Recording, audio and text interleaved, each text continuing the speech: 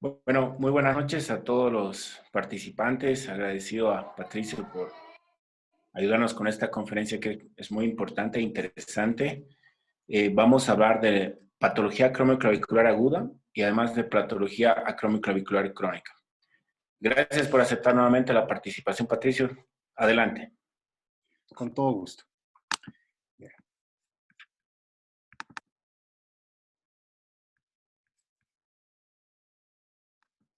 Ok. Bueno, ¿se ve la pantalla? Sí, sí. Perfecto. Perfecto. Muchas gracias a la Sociedad Boliviana de Ortopedia y Traumatología Filial La Paz por la invitación que me hicieron a conversar acerca de luxaciones acromioclaviculares. Comenzaremos hablando acerca de las luxaciones acromioclaviculares agudas. No tengo conflicto de interés en relación a esta presentación. Es prudente comenzar mencionando que un pensamiento descrito en un simposio de lesiones de hombro de 1962, donde grandes próceres mencionaban que ocasionalmente dos traumatólogos de hombro estarán de acuerdo en el momento de seguir a tratar o cómo tratar una luxación acromioclavicular completa de alto grado, y actualmente todavía sigue siendo cierto. La epidemiología de las luxaciones acromioclaviculares son muy comunes y representan el 9% de todas las lesiones de la cintura escapular, donde el mecanismo de lesión es un golpe directo en la cara lateral del hombro que condicione una depresión de la escápula. En cuanto a la anatomía, esta es una articulación diartroidea que contiene un fibrocartílago intraarticular a nivel del acromioclavicular que se desintegra alrededor de los 40 años. En cuanto a la movilidad, esta es primariamente de deslizamiento y rotación, que es la menos marcada, donde el extremo lateral de la clavícula rota de 40 a 50 grados hacia posterior, moviéndose hacia posterior cuando se realiza elevación anterior, y un promedio de 8 grados de rotación pasa a través de la articulación acromioclavicular. El resto de la rotación se realiza en sincronía escápulo-clavicular. Esto es importante destacar: cuando se pasa el plano horizontal, existe siempre una traslación posterior de la clavícula de 1 a 2 milímetros, sobre todo en la abducción y en la extensión. Este video fue tomado del trabajo de Sahara, donde se muestra una track 3D que demuestra el desplazamiento posterior de la clavícula en relación al acromion al momento de realizar la abducción y extensión de la extremidad superior, destacando la traslación posterior de la clavícula en la elevación por encima del plano horizontal, mostrando claramente que el problema acromioclavicular es un problema biplanar que compromete el plano coronal o vertical y el axial u horizontal.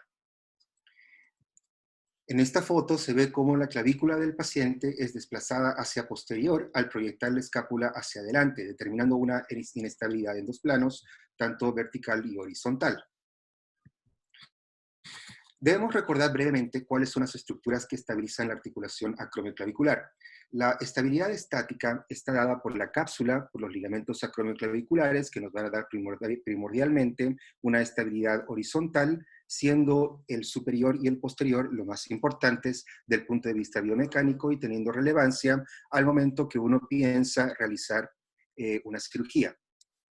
Y los ligamentos coracoclaviculares, que no son aquellos que nos dan la estabilidad vertical, siendo el conoide, el medial, el más importante para esta estabilidad, y el trapezoide, el que está localizado en la zona lateral. No hay que olvidar que la estabilidad también está dada por una estabilidad dinámica, está a través del deltoides anterior y del trapecio. Es por eso que es muy importante tener esto en mente para cuando nosotros realicemos la cirugía y tratamos de reconstruir de la manera más adecuada posible la fascia, porque esta nos va a ofrecer una estabilidad dinámica. Es absolutamente relevante pedir una radiografía comparativa bilateral para poder definir el grado de desplazamiento y no quedar satisfechos al ver solo la acromioclavicular lesionada.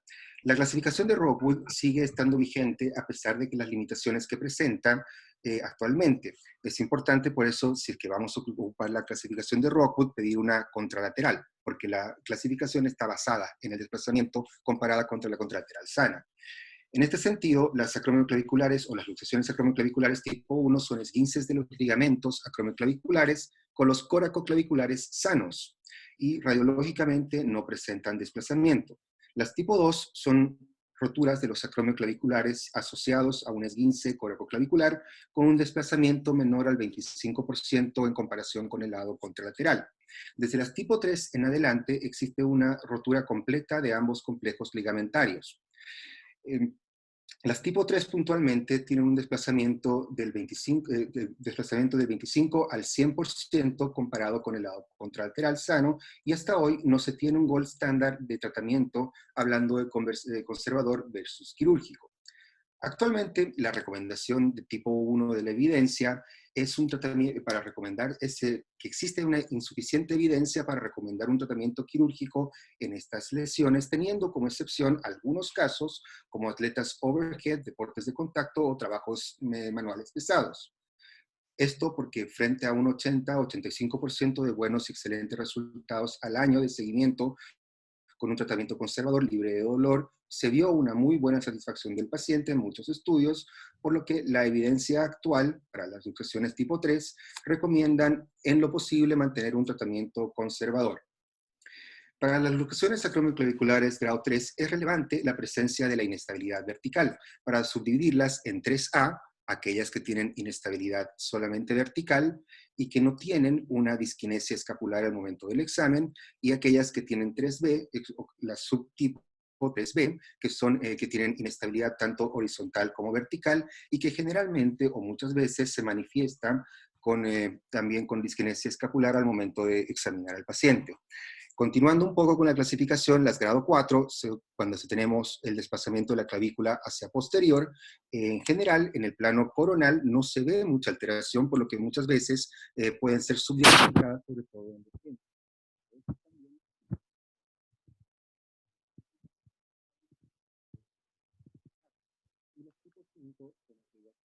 Tienen la lesión ligamentaria completa con un desplazamiento entre el 100 y el 300%, que en definitiva son mucho más fáciles de diagnosticar porque son más evidentes desde el punto de vista clínico.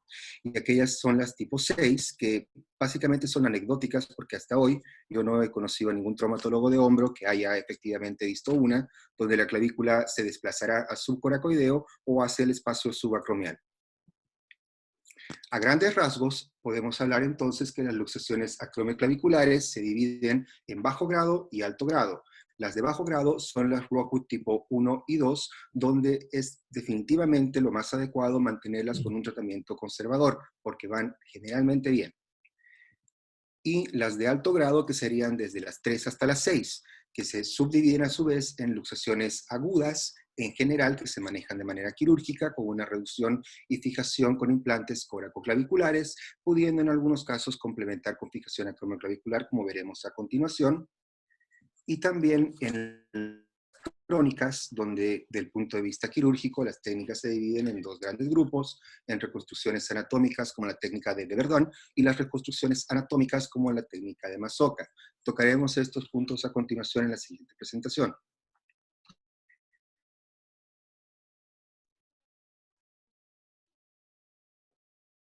Completamente desplazada, se define la resolución quirúrgica, que busca como objetivos una reducción anatómica en lo posible y restaurar la estabilidad coracoclavicular y acromioclavicular.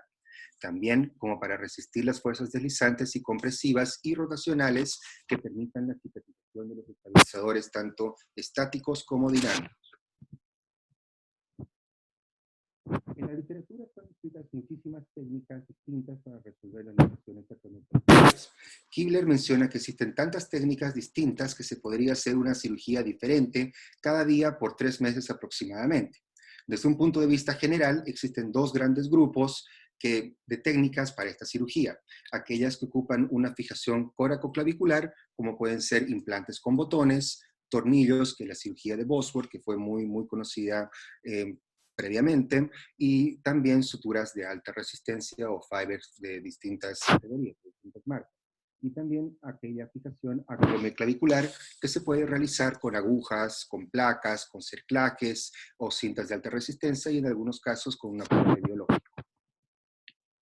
Mi técnica de elección es la reparación artroscópicamente asistida con el uso de un tightrope asociado a un fiber tape largo, donde realizo un loop y asocio un nudo de Nyssa para complementar o aumentar la reparación. ¿Por qué lo hago de forma artroscópicamente asistida? Porque normalmente puedo tratar cualquier patología intraarticular concomitante y porque primordialmente, lo más importante, por lo menos en lo que puedo en algunos pacientes, es la estética, donde no quieren incisiones grandes y como vemos en la fotografía, normalmente esta es la incisión que ocupamos para poder hacer esta cirugía de forma artroscópicamente asistida.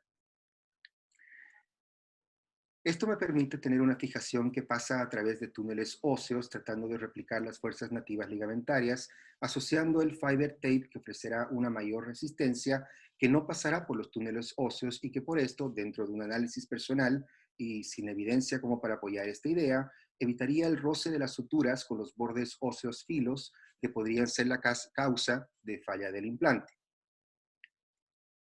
Al tratar de analizar qué es mejor, si un tightrope, un dog bone simple o un dog bone doble, debemos destacar que cualquiera de ellos presenta una resistencia mayor a la del ligamento nativo.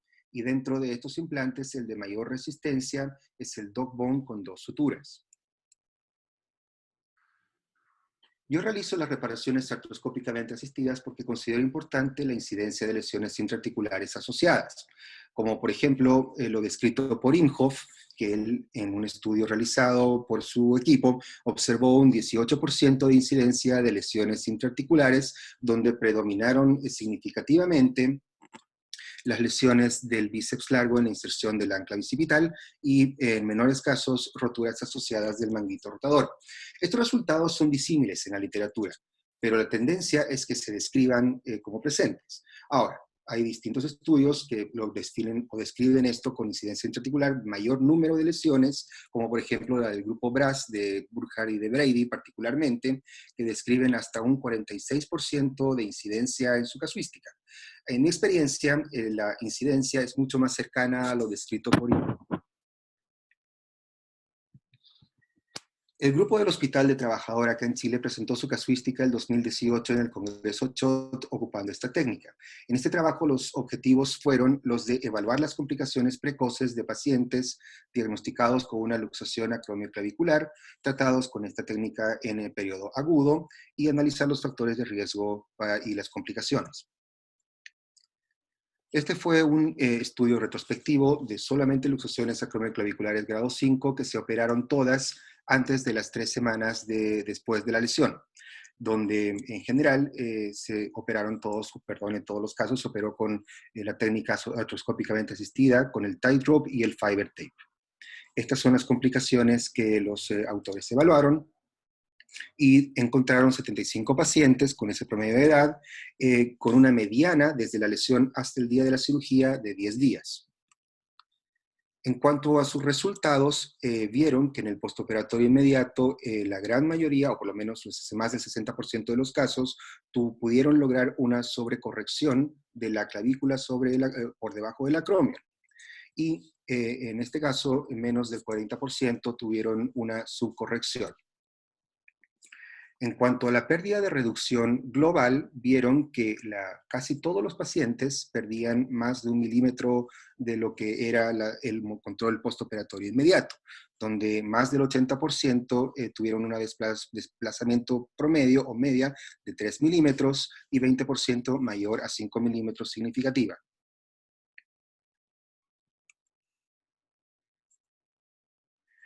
Estos son los resultados en cuanto a lo que vieron en dolor en relación al implante, donde no fue muy relevante, menos del 11% de los pacientes presentaron esta complicación y vieron que menos del 3% presentaron una fractura intraoperatoria de la coracoides, siendo esto uno de los problemas que más frecuentemente los colegas mencionan como una posibilidad en cuanto al hacer esta cirugía artroscópicamente asistida.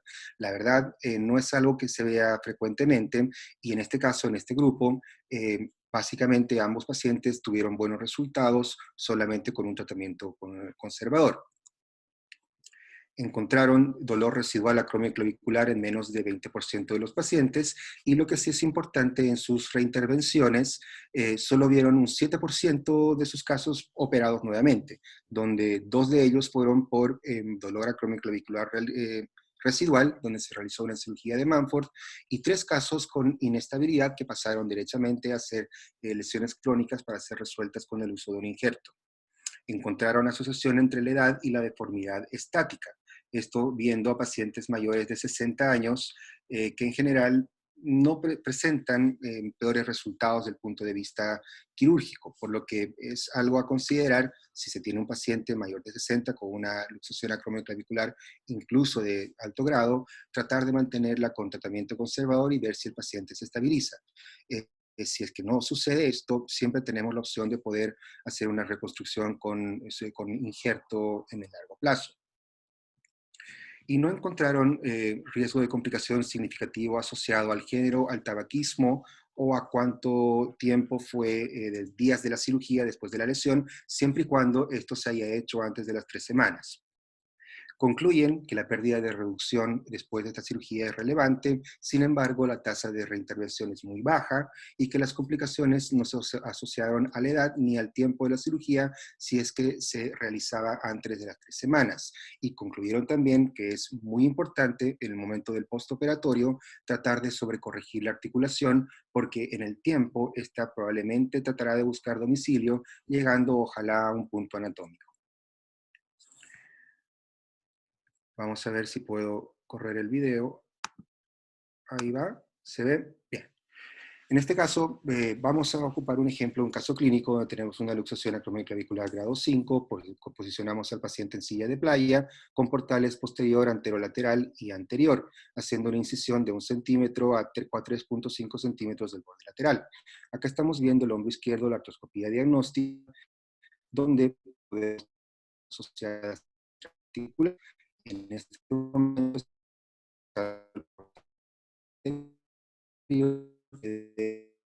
derecho,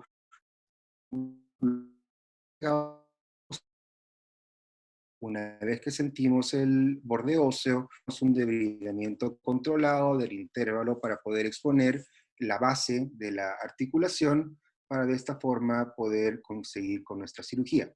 En este caso ya realizamos el portal anterolateral y estamos siendo de una visión posterior circunferencial hacia adelante para finalizar con la visión desde el portal anterior. Y la instrumentación normalmente se la hace desde el portal anterolateral. Acá estamos viendo la base de la coracoides completamente esqueletizada y estamos pasando, aparte a través del compás, en este caso Artrex, la guía o aguja guía, como vemos en esta imagen. Debajo vemos el subescapular. Una vez que esté pasada la aguja guía, debemos revisar que esta está posicionada en el centro de la base de la coracoides y realizamos el brocado de 4 milímetros para pasar el nitinol y de forma retrógrada rescatar el implante Tightrope. En este momento pasamos entonces el nitinol y las suturas y posteriormente bajamos el implante. En este movimiento de bajar el implante es súper bueno ayudarse con una pinza Grasper para posicionarlo en el lugar donde nosotros queremos que quede. Después de realizar la posición infracoracoidea del botón, usamos rayos para poder reducir la articulación y tratar de sobrecorregirla para en ese momento, bajo rayos, recién hacer la fijación del implante Tightrope. Una vez conseguido esto, seguimos al segundo paso, tratando de limpiar por medial a la coracoides un poco el tejido sin pasar más de 1 centímetro y pasamos con un bajanudos un loop de fiber tape por el borde posterior de la clavícula hacia el borde medial de la coracoides para después rescatarlos con una pinza artroscópica, sacamos el loop hacia el portal anterolateral y después rescatamos ese mismo loop por el borde anterior de la clavícula y por el borde lateral de la coracoide, como vemos acá con el mismo rescatador artroscópico, para posteriormente complementar o aumentar la fijación con un nudo de Niza. Esa es la visión intraoperatoria posteriormente y el resultado postoperatorio final. Bueno, eso era la charla de la parte aguda. Así que si es que hubieran preguntas en relación a la parte de luxaciones agudas, podríamos hacerla ahora. Muy buenas noches, Patricio. Te felicito por tu presentación y tengo dos cosas muy importantes que preguntarte.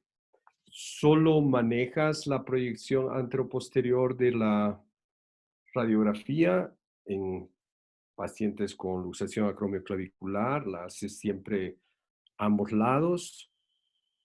¿No tienes otra proyección? Si la conoces, la de Alexander, que también evalúa relativamente si está posterior o anterior en relación a la clavícula. Y por el otro lado, ¿qué entiendes tú por, en este caso, la reconstrucción que realizas es aparentemente anatómica? ¿Y qué tú entiendes por una reducción anatómica como tal? Porque te comento un poquito, acá en la ciudad de La Paz, donde vivimos nosotros, existe un camino que se llama el Camino de la Muerte, que has debido escuchar hasta nombrarlo, que es a los Yungas, y nuestra incidencia en este tipo de pacientes, la mayoría son extranjeros y estos siempre van en bicicleta. Entonces, es un tema que siempre me ha apasionado y es por eso que, digamos, es el tema de mi agrado, que siempre lo reviso y siempre trato de ver hasta dónde se puede ir con estas técnicas, ¿no? Porque cada vez van cambiando y uno nunca tiene la verdad. Bien, para tratar un poquito de contestar, vamos a ver primero la primera parte.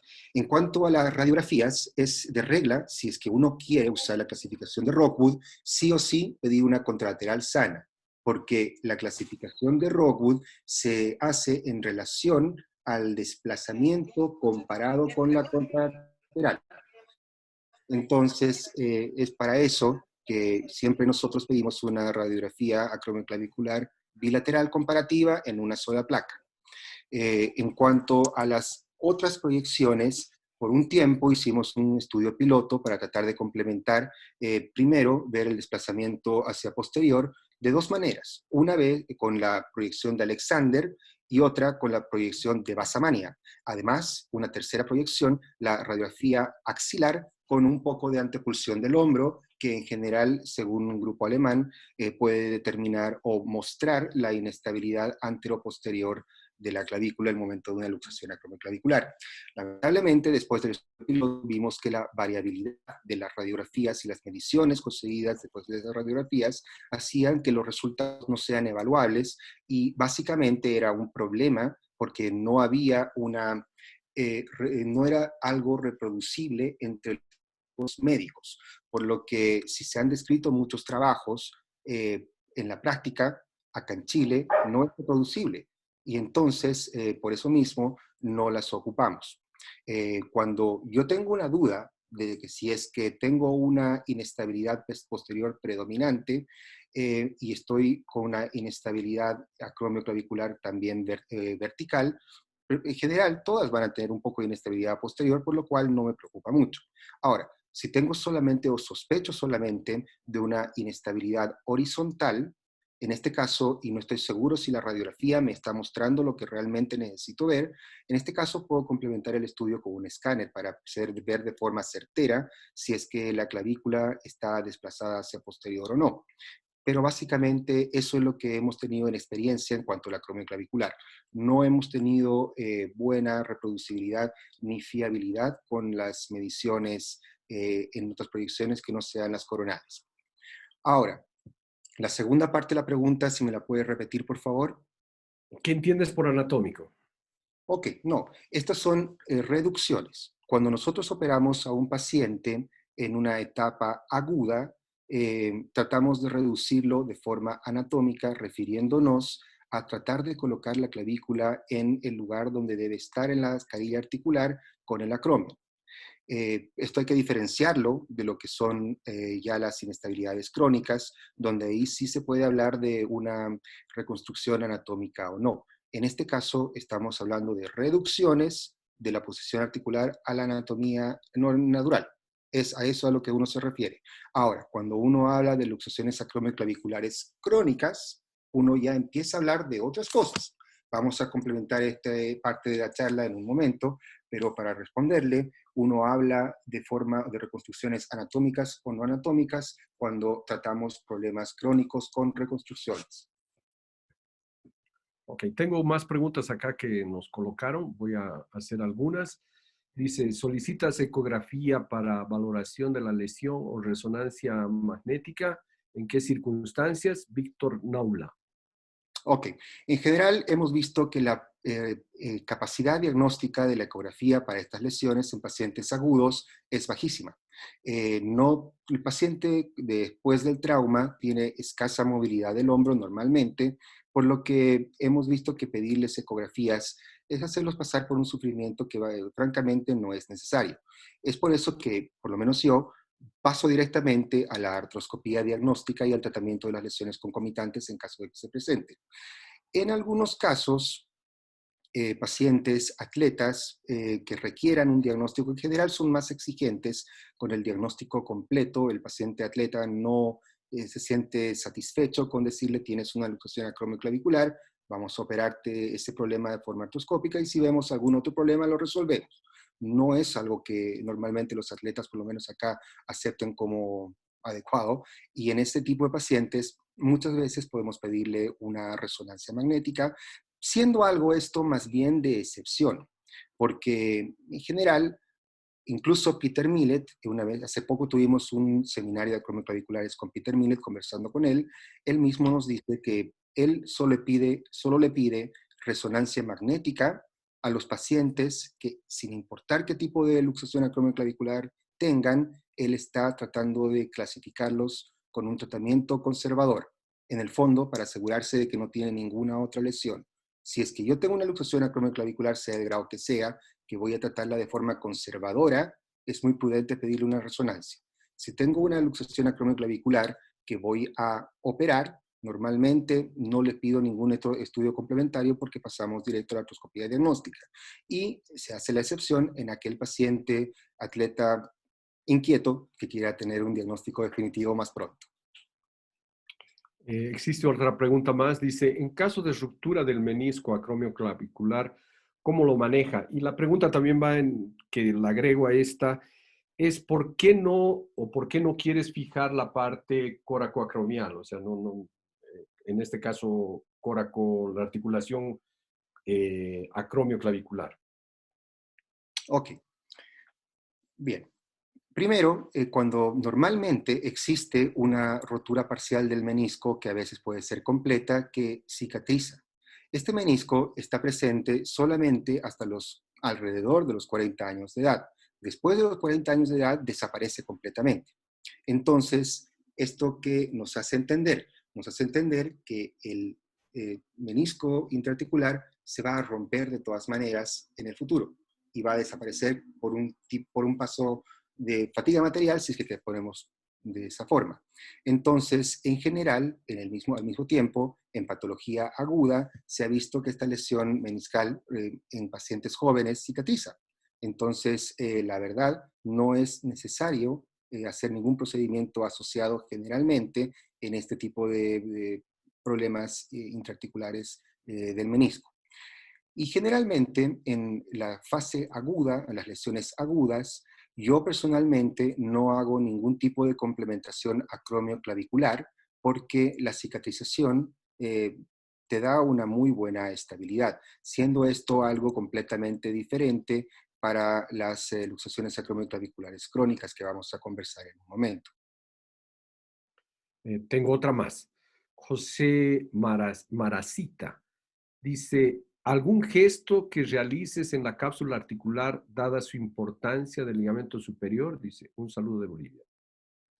Como mencionaba hace un momento, si es que es una lesión aguda, no, porque la gran mayoría de las veces va a cicatrizar el momento que nosotros logremos una reducción lo más cercana a lo anatómico posible, que es lo que conversábamos hace un momento. La otra, ¿hasta qué tiempo consideras tú agudo? Eso lo vamos a presentar a continuación, pero existen muchos grupos que están tratando de adelantar un poquitito la clasificación justamente de las etapas agudas, pero la mayoría de los estudios y la mayoría de los colegas todavía definimos a partir de las 3 semanas, 21 días como agudo, porque ya lo vamos a ver en un momento en la presentación de crónicas. Ok, no hay más preguntas. ¿Nadie más?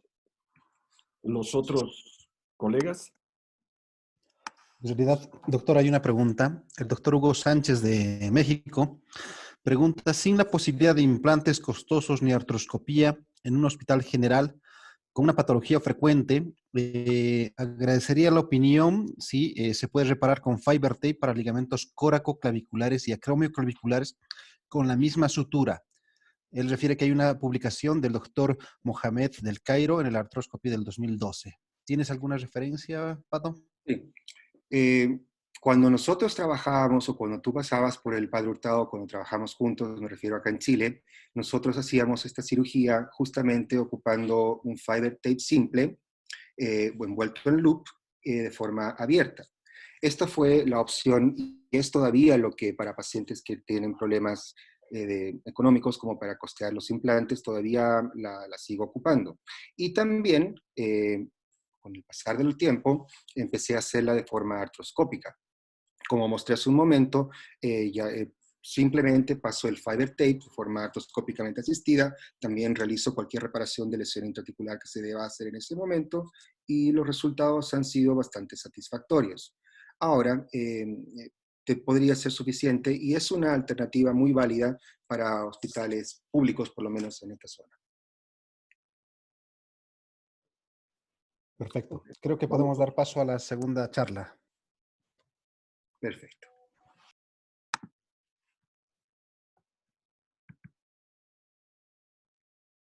Okay. Bien. ¿Se ve la presentación? Sí, Perfecto. perfectamente. Perfecto. Bien. Vamos entonces, continuemos un poquito hablando de las luxaciones acromioclaviculares crónicas. Acá tengo que mover un poco esta pantalla. Bueno, este es el resultado postoperatorio donde nosotros quedamos muy satisfechos de un paciente operado hace un tiempo. La radiografía al día siguiente de la cirugía se va de alta y el paciente mezcla tramadol con alcohol a las 4 semanas después de la cirugía y se cae. No me avanza acá la presentación, disculpe un segundito. Tengo que ver cómo lo voy a hacer. Ahí. Entonces, este es el estado actual de la articulación y entonces la pregunta es, ¿qué hacemos en este momento? Eso es lo que trataré de responder a continuación en esta presentación. Estoy con un problema acá de visión, disculpen un segundo y ya. Vamos a hablar un poquitito acerca de las luxaciones acromioclaviculares crónicas, donde es, como conversábamos hace un momento, de suma importancia definir la temporalidad. Este es un concepto anatomopatológico que Boileau definió hace algún tiempo que va relacionado a la capacidad de cicatrización de los ligamentos, que se ha visto que es hasta las 3 semanas. Y habla de cronicidad cuando existe una pérdida irreversible de cicatrización espontánea de los ligamentos en su lugar nativo. Y aparte de Boileau, Betzel, Barth, etc., definen que esto va aproximadamente a suceder a las 3 semanas, por lo que el corte se debe realizar a las 3 semanas. Algunos grupos manejan parámetros mucho más bajos, entre 10 a 14 días, pero es algo que nosotros no hemos podido replicar, por lo menos en Chile, por lo que seguimos las líneas habladas o explicadas por Boileau inicialmente. La indicación quirúrgica para una reconstrucción coracoclavicular es aquellas luxaciones de alto grado, de Rogut 4 a 6, como las tipo 3 refractarias al manejo conservador que hayan sido sintomáticas o en fallas de las fijaciones primarias. Y a grandes rasgos, estas técnicas se dividen en dos grandes grupos, que son las reconstrucciones no anatómicas, donde nosotros ocupamos la técnica de Beverdan, y las reconstrucciones anatómicas, donde frecuentemente usamos la técnica de Masoka, descrita por Augusto Masoka.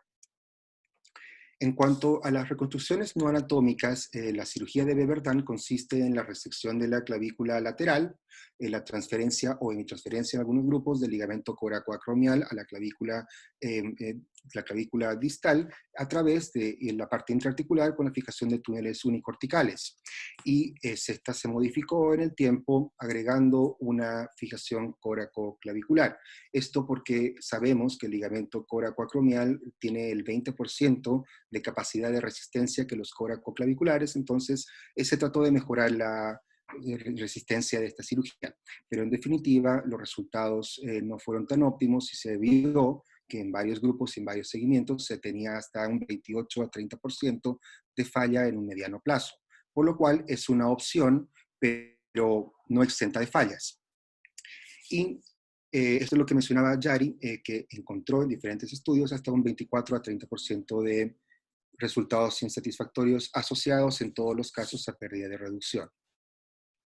Y las técnicas anatómicas, en general, la más popularizada es la descrita por Masoka, donde se realiza una reconstrucción coracoclavicular mediante el uso de un injerto, puede ser un auto o un aloinjerto, en la posición nativa de los ligamentos, ocupando 2 túneles claviculares normalmente, y esta técnica el mismo Masoka ha tenido o la ha modificado en el tiempo en relación al número de túneles, en relación al uso o no uso de tornillos de biotenodesis, también en uso o no de apoyo artroscópico, y como conversábamos hace un momento, en algunos casos, además de ser la reconstrucción coracoclavicular, apoyarnos en una reconstrucción acromioclavicular asociada. Varios estudios preclínicos apoyan la reconstrucción anatómica con el uso del injerto, que en definitiva es tratar de reproducir un poco la anatomía ligamentaria original, siguiendo las inserciones del ligamento conoide y trapezoide. Y esto es lo que uno entiende como reconstrucción anatómica en patología crónica. Ahora, la técnica de reconstrucción de Masoka, vamos a describirla brevemente, pero este es el paper donde el mismo Masoka describe paso a paso la forma de hacer su cirugía, donde ocupa una posición de silla de playa. Él la hace con una silla de playa low, donde la inclinación no es mayor a 35 grados, y realiza un abordaje longitudinal de 3.5 centímetros desde el borde de la acromion hasta el borde de la coracoides. Después se debe realizar un flap de la fascia deltotrapezoidea con una escasa desinserción ósea. Este es un paso muy importante porque vale la pena volver a destacar que la fascia deltotrapezoidea tiene un rol de estabilizador dinámico, por lo que en el momento después de una cirugía nosotros debemos hacer el máximo esfuerzo para dejar una reconstrucción de la fascia óptima. Y además, también se debe realizar una liberación del tejido de cicatrización debajo de la acromion clavicular como para mejorar la biología de la zona. En cuanto al asociar o no una resección de la clavícula distal, primero, la cirugía de Mumford no debe ser, o debe ser de entre 5 a 8 milímetros, y en general, muchos autores mencionan que retener la clavícula distal podría ser una causa de dolor y de falla después de la cirugía, y que en algunos casos la artrosis puede requerir un manejo futuro. Algunos grupos todavía mantienen este tipo de pensamiento y lineamiento, y se puede entender por lo difícil que muchas veces puede ser lograr la reducción en una lesión crónica. Pero Masoka mismo, y es algo que yo trato de seguir también, es que define que la articulación acromioclavicular es clave en la estabilización de la acromioclavicular, sobre todo en el plano horizontal, por lo que hay que tratar de mantenerla. Los resultados no mejoran con la resección, y si es que se desarrolla una artrosis a futuro, 2 cosas. Esta generalmente es muy tolerable, y si no es tolerable en el largo plazo después de un tratamiento adecuado, siempre podemos llegar a hacer una cirugía de Mumford en ese momento. Y es importante destacar que no se debe comprometer más de 8 milímetros en la cirugía de Mumford, porque a partir de los 8 milímetros nosotros vamos a eliminar completamente la parte o la banda posterior y superior de los ligamentos acromioclaviculares, y de esta forma nosotros mismos podríamos estar contribuyendo para una inestabilidad horizontal. Ahora, por lo mismo, no existe en este momento evidencia para esa indicación de rutina, por lo que en la práctica, para mí, en mis manos, es en una cirugía de reconstrucción crónica, mantener la clavícula, y si es que el momento de hacer la reducción no logro reducirla, recién ahí asociar una pequeña, tratando de hacer que sea no más de 5 milímetros, una pequeña resección de la clavícula distal. Ahora, el momento de hacer el preparado de la clavícula, se realiza el brocado de los 2 túneles en posición anatómica de los ligamentos coracoclaviculares, donde el conoideo va a estar localizado a 45 milímetros hacia medial del borde lateral, en una posición levemente más hacia posterior, como para tratar de darle el vector de resistencia original del ligamento conoide, y el túnel trapezoideo, que será a 20-25 milímetros de distancia de la línea media, que debe quedar generalmente, ojalá, a 15 milímetros de la clavícula lateral, y es importante que entre el túnel conoideo y el trapezoideo dejemos al menos 15 milímetros de puente óseo, porque esto se ha visto que disminuye el riesgo de fractura de forma significativa. En cuanto al diámetro, no exceder a los 5 milímetros. En cuanto a la preparación del injerto, como mencionaba hace un momento, este puede ser un autoinjerto o un aloinjerto de semitendinoso, puede ser gracilis o puede ser el tibial anterior. En definitiva, es mucho más simple pedir un autoinjerto por temas de costos, pero el alinjerto normalmente nos permite tener una longitud mucho más amplia o más largo que el injerto, que nos puede permitir en el futuro o después de la cirugía hacer una reconstrucción acromioclavicular asociada, como vamos a ver en un momento. Los beneficios del halo, justamente, evita los molestias en el sitio donante, tenemos una mayor de longitud que nos permite hacer una reconstrucción tanto coraco como acromioclavicular, y bueno, tener cuidado con el diámetro porque algunas veces esto puede ser muy difícil de pasar. Ahora, Mazoca describe que cuando el diámetro del túnel es de 5 milímetros, tenemos un escaso riesgo de fractura asociada a los túneles. En la etapa 1, después del paso debajo de la coracoides, se hace una visión de medial hacia lateral, puede ser directa, podemos hacerla a través de una pinza Staninsky, y podemos agregar un fiber tape que puede estar tanto el injerto como el fiber cruzado o no. Inicialmente Mazoca, la técnica que él describía, él cruzaba en figura de 8, como vemos en la imagen a la derecha, el injerto, pero a medida que fue pasando el tiempo, pasó directamente a hacer solamente un loop infracoracoideo, pasando por los túneles coideo y trapezoideo. Ahora, en la práctica yo lo hago siempre de esta manera, un solo loop, no lo hago cruzado en forma de 8, porque de esta manera puedo tener la mayor longitud posible del injerto como para poder llegar a la parte acromioclavicular. Ahora pasamos en los túneles por los injertos, esto lo asocio al fiber tape que también pasan por el mismo túnel, y en general solo dejo una pequeña colita de 2 centímetros en el túnel conoideo. El resto lo paso a través del trapezoideo como para poder llegar a la parte acromioclavicular, y posteriormente se realiza la reducción del desplazamiento superior y posterior, antagonizando esas fuerzas, empujando hacia anterior e inferior la clavícula. Y esto, un truco bastante útil es en la cirugía, es elevar el codo del paciente y el complejo escapulohumeral. Al hacer esto, la reducción se torna mucho más fácil y nos permite tener una mejor aproximación en el momento de la radioscopía para la fijación final. Y finalmente se realiza la fijación del injerto con las suturas de alta resistencia, y los autores dejan tornillos de biotenodesis en el túnel conoideo solamente en este momento.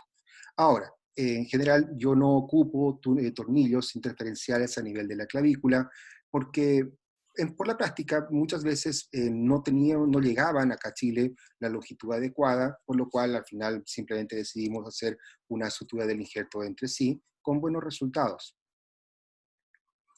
Y una vez de que ya hemos realizado la reconstrucción coracoclavicular, hemos fijado los tornillos, perdónenme adelante, ahí se realiza una reparación de los ligamentos acromioclaviculares ocupando el extremo más largo del injerto.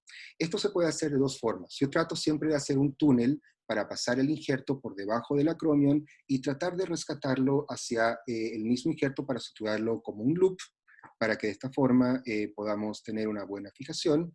Y hay veces que el injerto llega solamente hasta el borde del acromion. Si es que me llega hasta el borde del acromion, lo que hago es realizar una buena fijación con suturas aisladas de fiber wire a los ligamentos acromioclaviculares superior y posterior. Y eso debería ser suficiente como para mejorar la estabilidad horizontal.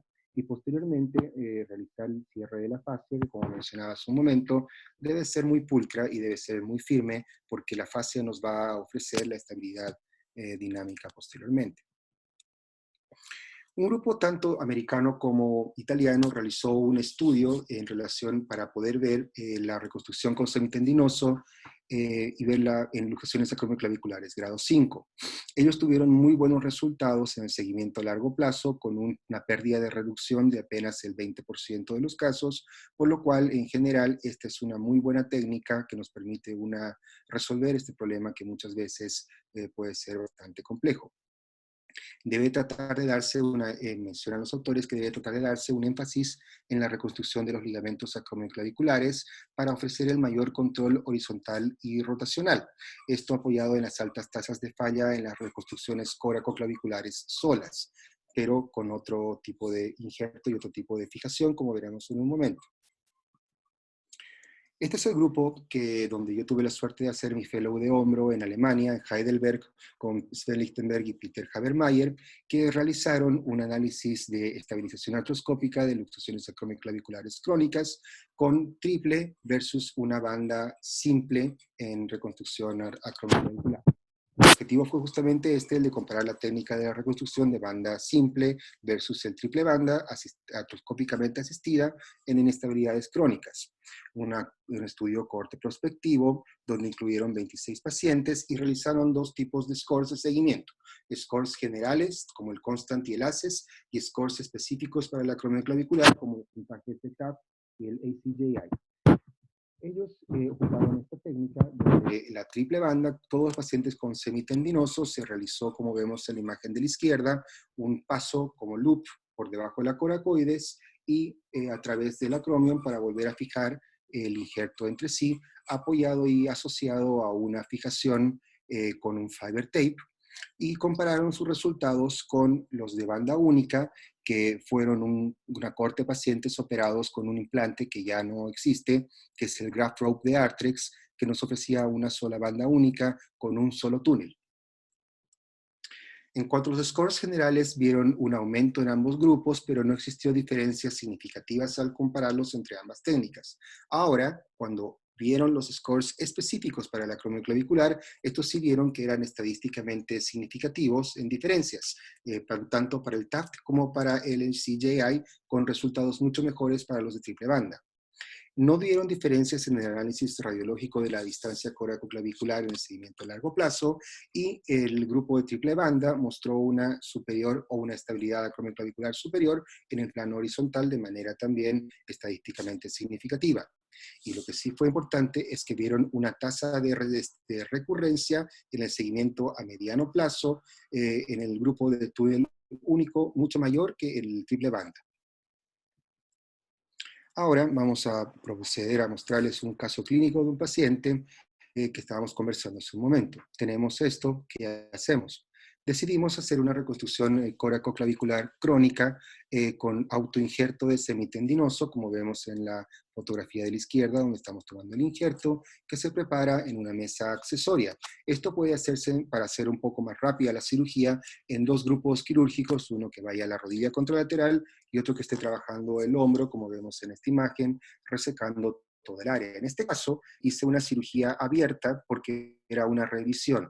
Cuando hago revisiones, normalmente trato directamente de hacerlas abiertas porque el nivel de fibrosis que se produce en la clavícula lateral muchas veces no permite una reducción adecuada o dificulta de sobremanera la reducción, por lo que directamente pasamos a hacerla abierta para tratar de limpiar lo más posible la fibrosis. Si es que después de limpiar la fibrosis todavía no logro reducirla de forma adecuada o no me encuentro satisfecho con la reducción obtenida, recién en ese momento asociaría la resección de la clavícula lateral, como lamentablemente fue el caso en este paciente.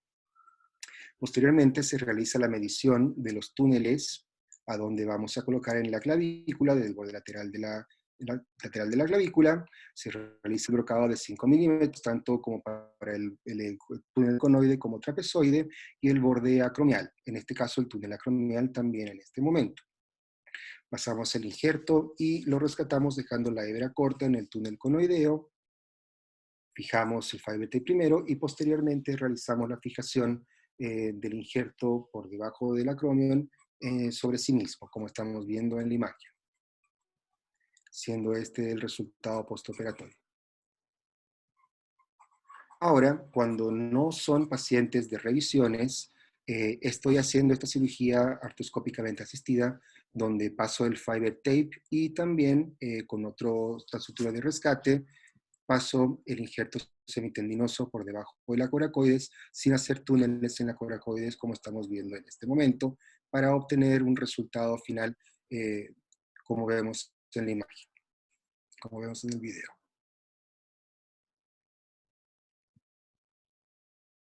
Muchas gracias. Bravo. Ok. Buenas noches. A ver.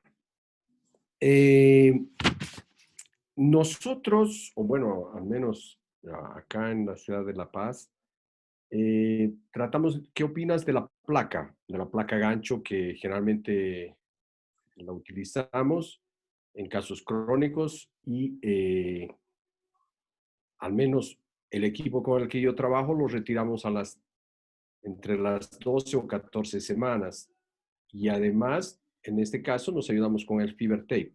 ¿Qué opinas tú como método al realizar en relación al tuyo?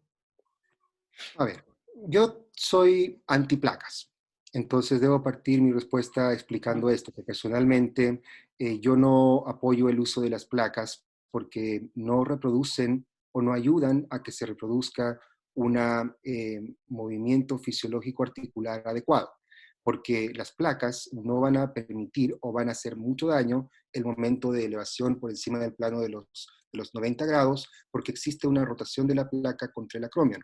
Entonces, esto puede condicionar no solamente dolor, sino también fallo. Y además, necesitan sacarse sí o sí. Por lo que personalmente yo no opto por las placas. Ahora, hay distintas poblaciones. Si la población que usted está tratando no tiene un problema con una reintervención para el retiro, puede ser algo muy útil. Y hay grandes grupos por lo menos publicaciones de grupos chinos, que muestran que han tenido muy buenos resultados con el uso de las placas. Ahora, ahí sí vale la pena destacar que el tipo de paciente asiático es distinto y tolera mucho mejor y sigue mucho mejor las indicaciones en la gran mayoría de las veces, por lo que, por lo menos yo en lo que interpreto sus resultados, es que tiene mucho que ver con la idiosincrasia propia de la gente. En la práctica es un buen es un implemento que podemos utilizar para resolver este problema. Yo no lo ocuparía, sobre todo para las crónicas, porque no me permite tener o me hace más difícil el implementar un injerto en el momento de la cirugía, que es necesario aumentar biológicamente en una luxación crónica, porque si yo hago una reparación acromioclavicular crónica y no aporto biología, estoy haciendo algo que lo más probable es que falle. Eh, Volvemos al tema anterior. ¿Complicaciones que hayas tenido en este tipo de cirugía que tú has realizado, que se te haya roto, no sé, ya sea parte del injerto o por el otro lado que haya sido muy corto tu injerto? Es frecuente que el injerto sea muy corto y no, porque para mí una cirugía crónica con injerto perfecta, o por lo menos donde yo quede satisfecho, es con lo suficiente longitud para que pase por el túnel conoideo, infracoracoideo, salga por el túnel trapezoideo, vaya al túnel acromial, baje y por el espacio subacromial vuelva hacia la parte superior para hacer la sutura en ese momento. Para eso necesito un injerto de al menos 30 centímetros de largo. Entonces, los problemas que he tenido con esta cirugía y la técnica es que el injerto en general ha quedado corto y intraoperatorias no hemos tenido mayores complicaciones con la técnica en masoca crónico. A veces tiempos quirúrgicos mayores a lo normal, pero no estamos hablando de algo muy descabellado, estamos hablando de que esta cirugía artroscópicamente asistida en un tiempo exagerado no debe ser más de 1 hora y media. Normalmente el tiempo medio son de 50 a 55 minutos. Así que básicamente esos dos problemas en cuanto a complicaciones inmediatas. Ahora, complicaciones a largo plazo, hemos tenido fracturas en los túneles trapezoideo más frecuentemente. Y Medial. en todos estos casos, porque incurrimos en esos dos errores, donde mi túnel trapezoideo estaba a menos de 15 milímetros del borde lateral de la clavícula y donde mi túnel trapezoideo estaba a menos de 15 milímetros de mi túnel conoideo. Entonces, eso es lo que rescato acá. Patricio, yo quería hacerte una pregunta. Cuando nos encontramos en el limbo, por ejemplo, un paciente de alto rendimiento, ¿tú pensarías en algún aporte biológico? ¿En algún paciente en especial, aunque sea agudo? No, la verdad de las cosas para un paciente agudo no pensaría en hacer algo en aporte biológico. Acá también vale la pena conversar un poquitito de la experiencia de Peter Millet, que como te comento estuvimos conversando hace poquito por largo tiempo de estas luxaciones. Él en Vail está haciendo ya en muchos casos justamente lo que tú dices, donde los pacientes simplemente los opera aportando biología porque sabe que van mejor aunque no lo necesiten. Entonces su respuesta es esa. Y la pregunta que le hacemos, pero ¿estás aportando un autoinjerto del paciente en un episodio agudo? Él me dice, no, yo soy 100% a lo injerto. Entonces, al no tener problemas con un injerto, al seleccionar el injerto, tú pides un halo y te llega a pabellón, él claramente prefiere colocarlo, simplemente porque puede, pero todavía no tiene evidencia como para poder respaldar a esta aproximación que él tiene. Personalmente yo confío mucho en la biología cuando es menos de 3 Agudo. semanas de evolución de la lesión. Y personalmente yo trato de operar a los pacientes antes de los 14 días. Entonces yo les digo de los 14 a los 21, acá estamos un poquito preocupados porque puede fallar, les explico que esta es la situación de la biología, y bueno, básicamente trato de operarlos a las 2 semanas, pero la evidencia toda en este momento, al día de hoy, apunta a las 3 semanas como corte. Patricio. Gracias. Patricio, una pregunta más. ¿Qué pasa cuando hay fractura del extremo distal de la clavícula? ¿Cómo la realizas? Cuando, bueno, esto, tratando de traspolar un poquito la charla, cuando yo tengo una fractura del borde lateral de la clavícula que comprometa a los ligamentos coracoclaviculares, entonces una fractura lateral asociada a una luxación acromioclavicular de alto grado, en ese momento también trato a los pacientes de forma artroscópicamente asistida con un tightrope. Y esto es suficiente y tienen una mucho mejor evolución que las lesiones puramente ligamentarias, porque acá la biología de la cicatrización o consolidación ósea nos va a ayudar a que el resultado se consiga de forma más rápida. Entonces, una fractura lateral asociada a una luxación, yo la trato con una artroscopía y una fijación con tightrope. Y hemos tenido muy buenos resultados. Patricio, yo tengo una pregunta, por favor. La fractura lateral es de indicación quirúrgica y no hay compromiso de la parte ligamentaria, yo derechamente paso a la placa en caso de que se requiera. Patricio, ¿aló? Sí. ¿Qué pasa? ¿Cómo cambia tu terapia quirúrgica si tú tienes una fractura de la coracoides? Si es un paciente agudo, por ejemplo, y tiene una fractura de la coracoides, ¿o qué pasa si se te fractura al hacer el paso artroscópico con el Dogbone? ¿Cómo Hay dos cambia? formas. A ver, hay que hablar de dos cosas acá.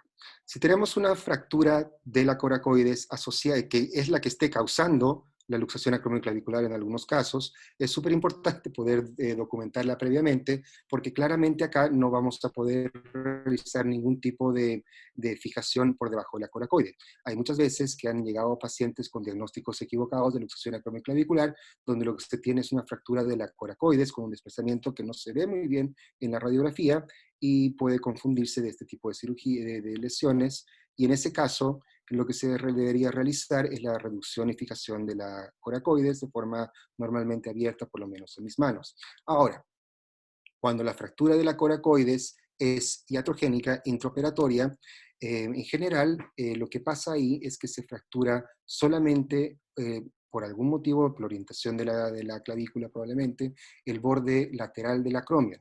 En este caso se tienen dos opciones. Si tú tuviste una fractura del borde lateral, es porque el túnel o porque tu guía no quedó central en la base de la coracoide.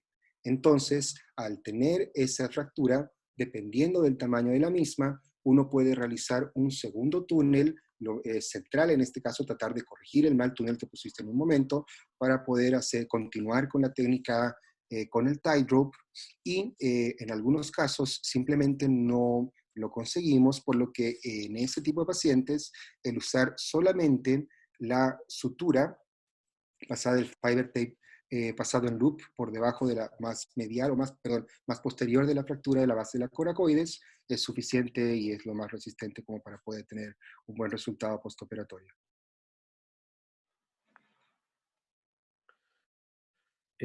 Tengo una pregunta de Marcelo Gumiel. Dice, ¿cuál sería la indicación quirúrgica en una luxación crónica grado 5, asintomática de más de un año de evolución? Gracias. Esa es una buena pregunta, porque esos no son casos que no, cada vez se ven más ese tipo de casos. Entonces, muchas veces nosotros llega el paciente con una luxación acromioclavicular, grado 5, asintomática, ¿y qué hacer por ese paciente? Nada. Simplemente mantenerlo con estabilización periescapular, como para que en algún momento no desarrolle síntomas, pero si el paciente al año está asintomático, es lo más adecuado mantenerlo con un tratamiento conservador. Ahora, si el paciente se torna sintomático en el tiempo, en ese momento recién uno pensar en hacer una reconstrucción con técnicas crónicas. La otra pregunta que dice acá, ¿cuándo resecarías el extremo distal de la clavícula? ¿O la resecas siempre, no? ¿Cómo es? Como habíamos hablado en las presentaciones, ojalá, ya acá basado en la evidencia actual, ojalá en tratar de mantener la clavícula lateral, en lo posible. Yo trato de mantenerla siempre. Solamente realizo una resección de la clavícula distal o lateral cuando no logro una buena reducción en patología crónica. En ese caso, recién ahí. En patología aguda, nunca hemos hecho una resección lateral. Patricio, una consulta, Cristian Lozano. Cristian. ¿Cuán importante en tu examen es la disquinesia escapular que se puede presentar en las luxaciones grado 3 al momento de definir un tratamiento quirúrgico? Bueno, esa es otra muy buena pregunta, porque lo que Kibler nos ha descrito hasta este momento es de que, y también Masoka en algunos casos, de que sí se va a ver esa disquinesia en elevación anterior, pero muchos pacientes no pueden realizar una buena movilidad en el momento post-trauma, por lo que esto muchas veces no es de mucho apoyo, y la verdad es de que si yo tengo un paciente con poco dolor, y al examen físico me tolera la elevación de ambas extremidades por encima del plano horizontal, recién ahí considero el evaluar o no la disquinesia escapular. Si es que no logra elevar por más del horizontal, no tiene sentido que yo evalúe la disquinesia en ese momento. Gracias. Refieren aquí, ¿qué inmovilizador utiliza para proteger su reparación? ¿Qué opina del Kenny Howard? No lo conozco y en general solamente ocupamos un inmovilizador simple. El inmovilizador de hombro simple es suficiente. Acá es importante recordar un poquito la fisiología de la articulación. En este caso, cuando nosotros realizamos la fijación y la reducción y mantenemos al paciente inmovilizado, tanto la parte de la cirugía coracoclavicular como acromioclavicular no va a tener movimiento. Cuando yo tengo un poco de abducción, la clavícula lateral va a ir hacia posterior, y cuando tengo extensión, abducción y un poco de rotación, ahí la clavícula va a rotar, que puede llegar a ser hasta entre 8 o 15 grados. Por lo que de mi preferencia en general es mantener un inmovilizador simple por 4 semanas, mantenerlo después en la rehabilitación con terapia solamente de movilización pasiva hasta la horizontal por 4 semanas, y esto me completa un tiempo de 8 semanas para que recién ahí yo lo autorice para hacer elevación por encima del plano del horizontal y para hacer fuerza o resistencia según tolerancia. Otra pregunta, ¿qué opina del cerclaje que todavía está en boga y lo siguen utilizando? Humberto Ceballos. Es una opción, es algo que en general ya está un poquito en desuso, por lo menos en distintos centros, acá en Chile sobre todo, pero es una alternativa que puede ser económica y que en definitiva permite al paciente tener una resolución de sus problemas, siempre sabiendo que va a necesitar una segunda cirugía para poder retirar los implantes, por lo que ahí hay que recordar un poco, hay que mencionar tal vez un poco de que no es tan económica, porque estamos hablando de 2 cirugías, doble costo para el paciente. Entonces, uno debe hacer la comparación global, no solamente transitoria. Entonces, si yo opero a un paciente 2 veces, seguro que va a gastar más que un implante. Así que sigue siendo en algunos casos válido. Patricio, una pregunta. Retorno a la actividad deportiva, deportes de contacto en los posoperados agudos. Considerando que se operaron de manera precoz, antes de las 3 semanas, ¿cuándo consideras el momento adecuado para el retorno a la actividad deportiva de contacto, tipo rugby, por ejemplo? Entre pacientes y pacientes, en general, trato de mantenerlos entre 4 a 6 meses después de la cirugía como para impacto al 100%. Ahora, no sé cómo son los rugbyistas en Perú, pero acá hay que encadenarlos o amarrarlos como para que no lleguen a la cancha y en general están volviendo al juego a los 4 meses. Gracias.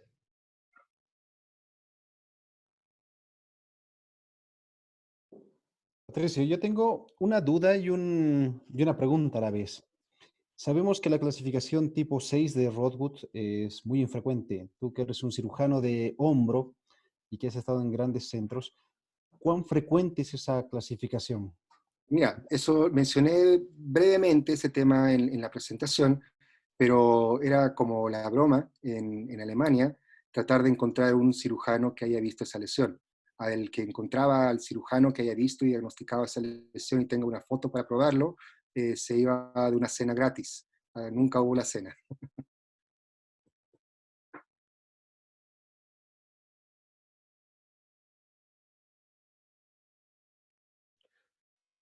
¿Nos escuchas? Ahí sí, ahí sí. Ah, ya. Doctor Lozano, ¿usted tuvo experiencia con ese tipo de lesiones? No te escuché, no te escuché bien. ¿Cómo dices? Si tú has visto alguna luxación grado 6 de Rodwood. No, ninguna. La verdad es de que son... Me gustaría algún día verla. Es como algunas lesiones slaps, esos slaps que prácticamente pues, lo que describió Rick Ryu, creo que Rick es el único que ha visto sus slaps 9 y 10. Después yo creo que es muy poco frecuente encontrarlos. Exactamente. Continuamos con las preguntas, doctor Martínez. Ahorita esta otra que nos han puesto recién.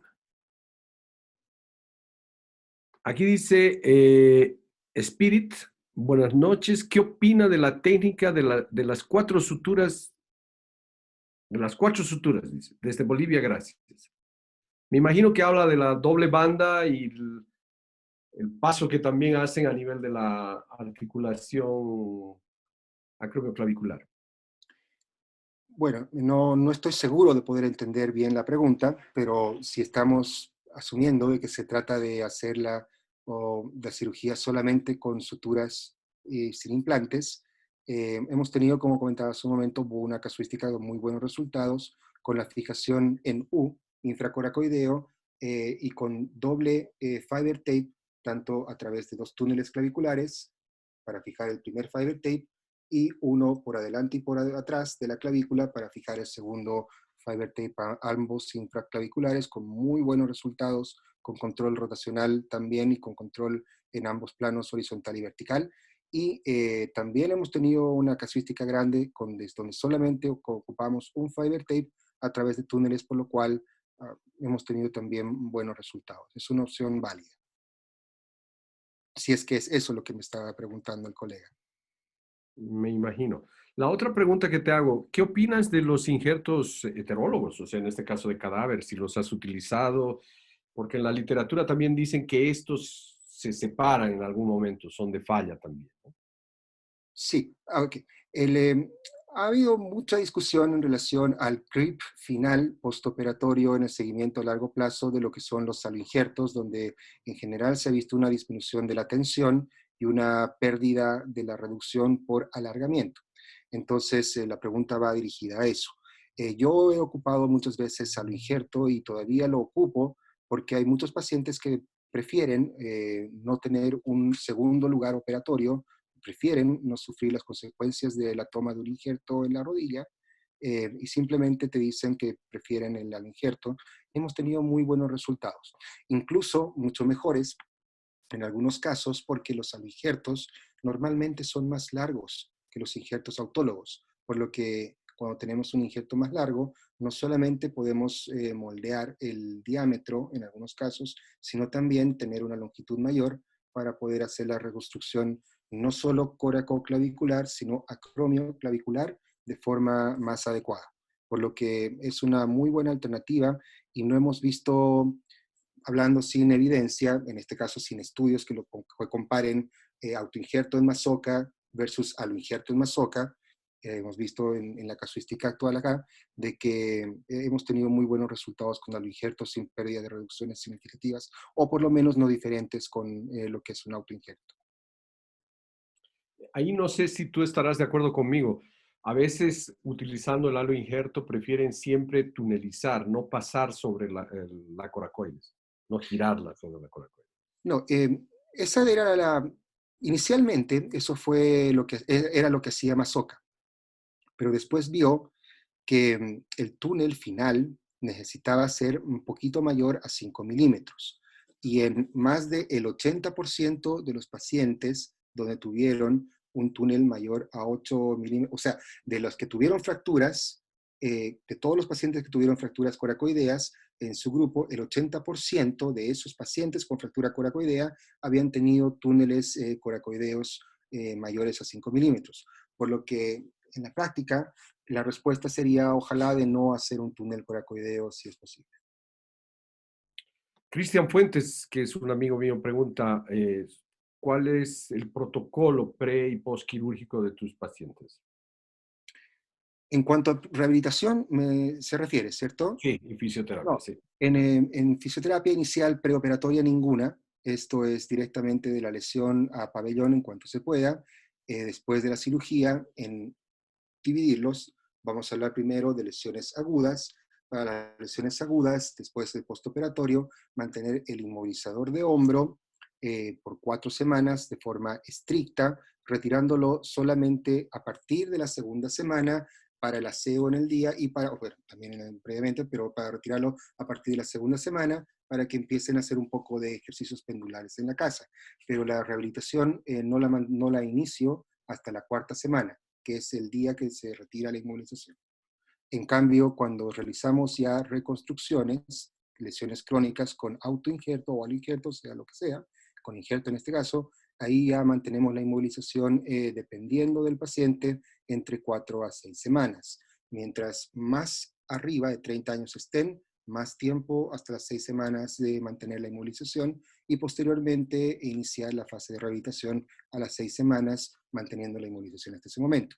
También ahí iniciaría los pendulares recién a la 4ª semana y básicamente sería muy estricto en ambos grupos a que en la fase inicial de la terapia con el kinesiólogo, por lo menos por un mes o por lo menos por 10 sesiones, calculando unas 4 semanas, no sobrepasen la horizontal en elevación anterior, porque es ahí donde se produce la rotación de la clavícula, y también yo pienso, no tengo evidencia todavía al momento, de que es ese uno de los puntos muy relevantes como para que se tenga el fallo que se ha tenido en este tipo de cirugías tantas veces. Otra pregunta más, Patricio. ¿Podría darnos su recomendación, Hugo Sánchez, podría darnos su recomendación o tips para facilitar el paso de la sutura infracoracoidea y disminuir riesgos neurovasculares? Inicialmente lo intentaba con una pinza Satinsky, corta, difícil en mi experiencia. Ok, acá entiendo que eso es cuando está haciendo cirugía abierta. Hay que tener acá cuidado porque el paso de lateral hacia medial es a través del ligamento coracoacromial. Entonces, lo que normalmente hago o hacíamos cuando está cirugía aguda abierta es hacer un orificio en medio de la parte lateral de la coracoides en el ligamento coracoacromial lo suficientemente amplio como para que la pinza pueda pasar con comodidad. Después, a ciegas, hacíamos un loop de una sutura vitril para que nos sirva solamente como guía. En ese momento pasamos el dedo por el borde medial, empujando o bien pegadito al hueso, tocamos y palpamos en la punta de la Stadinsky y en ese momento rescatamos la sutura por el lado lateral para después finalmente pasar la sutura de alta resistencia. Esto, ¿por qué hacerlo de esta manera? Porque nos permite tener un poquito mayor de sensibilidad, porque la sutura Vicryl se puede sentir mucho mejor en el dedo y no es algo difícil de manejar a ciegas. Se puede mantener una buena tensión y con un poquito de propiocepción se puede llegar a rescatarla de forma más simple que una sutura gruesa que puede tener más problemas en el momento de pasarla. Pero eso es algo bien importante, el tratar de hacer la pasada clave a nivel del coracoacromial por lateral para que se rescate a través de ahí, porque si no perforamos, nos alejamos del borde del hueso y ahí empieza uno a tener mayor problema. La otra pregunta, ¿cuál es el índice de infecciones en lesiones agudas peor? Gracias a Dios, en mi casuística no he tenido infecciones. Ahora, está descrito hasta de manera global en este tipo de cirugías abiertas 0.8%.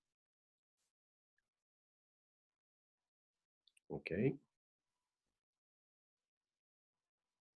Pato, ¿cómo manejas tú si tuvieras que enfrentarte a un que es un hombro flotante, una fractura del extremo proximal del húmero y una fractura del extremo distal de la clavícula? ¿Cómo abordarías primero tú ese tipo de lesión? A ver, pero tú me dices una fractura de húmero proximal asociada a una fractura de clavícula lateral. Sí. A ver, en rigor hay que de tener cuidado de hablar del hombro flotante en compromiso de la parte ligamentaria y la parte ósea de un par de estructuras que están un poquito más alejadas del húmero proximal. Para responder tu pregunta, en ese caso, inicialmente haría la fijación por un abordaje del pectoral del húmero con placa, que es lo que generalmente yo hago, y vería si es que es necesario o no hacer una cirugía en la clavícula. Muchas veces tenemos desplazamientos mínimos con angulaciones tolerables que pueden ser manejadas de forma ortopédica para no asociar un segundo abordaje en la misma zona. Si en cambio tengo una fractura de húmero proximal, cuello quirúrgico, operada con la placa, y tengo una fractura en tercio medio, ahí recién ya haría un abordaje directo como para hacer la fijación de la clavícula. Ahora, si tengo solamente una fractura de la clavícula y compromiso ligamentario asociado, y dependiendo del ligamento y no tengo un desplazamiento acromioclavicular, lo que haría ahí sería reconstruir la clavícula solamente con la placa y tratar de pasar un fiber tape por debajo de la coracoide para fijarlo encima de la placa de la clavícula. Otra pregunta.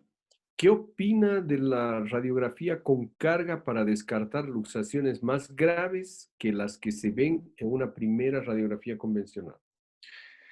Mucho tiempo esto estuvo en mucha discusión, pero en la práctica, por lo menos acá en Chile, ya es algo que no se ocupa. La radiografía en carga no se ocupa.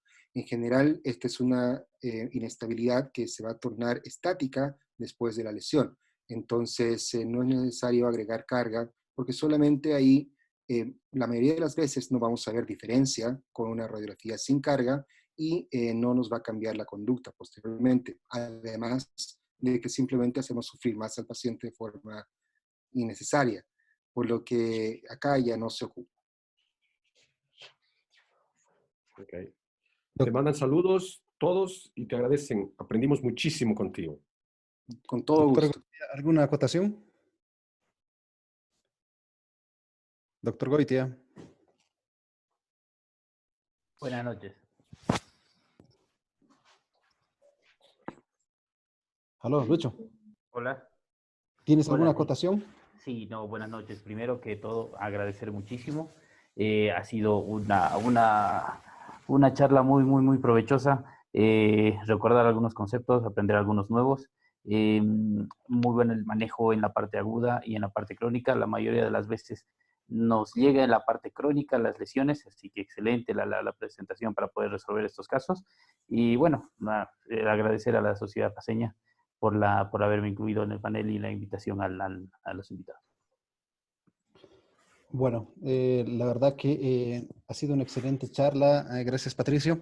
Te comento que hemos llegado a 236 participantes esta noche, con más de 39 preguntas. La verdad que parece que se siguen suscitando mucho más preguntas, pero en honor al tiempo, lamentablemente ya no podemos hacer más las respuestas. Por mi parte, gracias porque eres un gran amigo, mi anterior fellow, y siempre es una persona que está dispuesta a recibir a los demás colegas que así quieran visitarte. Te agradezco personalmente y bueno, dejo tus palabras de despedida y después agradecerle también al doctor Martínez y las despedidas con el doctor Claros.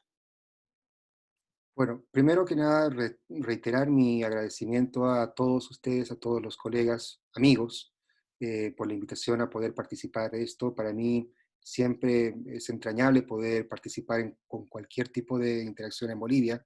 Yo soy de allá. Entonces siempre es un agrado poder verlos, conversar y bueno, acá estamos a su servicio para lo que se pueda cuando se necesite. Bien, así que muchas gracias por la invitación. Gracias Bueno, a ti, Patricio, y a todos los participantes. Doctor Martínez, muchísimas gracias por su participación. A todos, creo que hemos llegado a toda Latinoamérica. La técnica de Mazoca la aprendimos contigo y la estamos aplicando acá, Patricio. Muchas gracias nuevamente, un saludo a la distancia, cuídense mucho y hasta el día jueves que nos vemos con otro webinar. No sé si tiene algunas palabras, doctor Martínez. no, solo agradecerles a ustedes, en especial a Patricio, aprendimos mucho. Mil gracias y bueno, sigan muchachos que lo están haciendo muy bien y bueno, esperemos que este COVID se vaya rápido, ¿eh? Mil gracias. Chao, Cristian.